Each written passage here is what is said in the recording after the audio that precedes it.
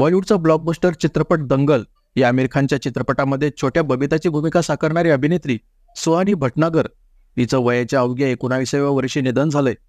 Skin म्हणजेच त्वचा संबंधी गंभीर आजार झाल्यामुळे सुहानी भटनागरचं निधन झाल्याची माहिती मिळते. या रोगाची लक्षणे अत्यंत साधारण असतात, पण ही लक्षणे जीवघेणी सुद्धा ठरू शकतात. त्यामुळे त्वचेसंबंधी हा आजार नेमका आहे तरी काय याविषयी थोडक्यात माहिती बघूया. दंगल या चित्रपटातील ही छोटी बबिता म्हणजेच अभिनेत्री सुहानी भटनागर हिची 11 दिवसांआधीच तब्येत बिघडल्याने तिला एम्समध्ये भरती करण्यात आलं होतं. या दरम्यान केलेल्या टेस्टमध्ये सुहानीला डर्मेटोमायोसायटिस हा आजार असल्याची माहिती डॉक्टरांनी दिली. डर्मेटोमायोसायटिस हा त्वचेसंबंधी आजार आहे. आरोग्य तज्ज्ञांच्या मते हा एक अतिशय दुर्मिळ त्वचारोग आहे. हा रोग पुरुषांच्या तुलनेत महिलांमध्ये जास्त प्रमाणात आढळून येतो.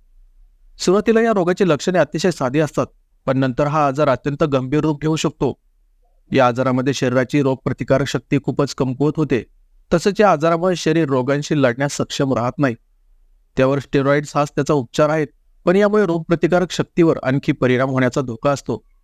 डर्मेटोमायोसायटिस या आजारात पेशींमध्ये जळजळ होते, ज्यामुळे स्नायू झपाट्याने कमकुवत होऊ लागतात आणि त्वचेवर पुरळ उठू लागतात. डर्मेटोमायोसायटिस या आजाराची लक्षणे खूप उशिरा आणि अचानक दिसू लागतात. या गंभीर आजाराचे सुरुवातीचे लक्षण म्हणजे त्वचेतील बदल हे आहेत. यात त्वचा जांभळ्या निळ्या रंगात किंवा डस्की रंगात बदलू लागते. त्यामुळे त्वचेवर रॅशेस दिसू लागतात. हे पुरळ सहसा चेहऱ्यावर किंवा डोळ्याभोवती दिसतात. रॅशेसमुळे खाज आणि वेदनाही सुरू होतात. डर्मेटोमायोसायटिस या आजाराची नेमकी कारणे कोणती याबाबत अद्यापही कोणतीही स्पष्ट माहिती नाहीये.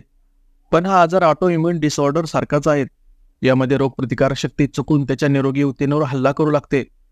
अनुवंशिक तसेच पर्यावरणीय घटक जसे की विषाणू संसर्ग, तीव्र सूर्यप्रकाश, काही औषधे आणि धूम्रपान हे देखील यामध्ये भूमिका बजावतात.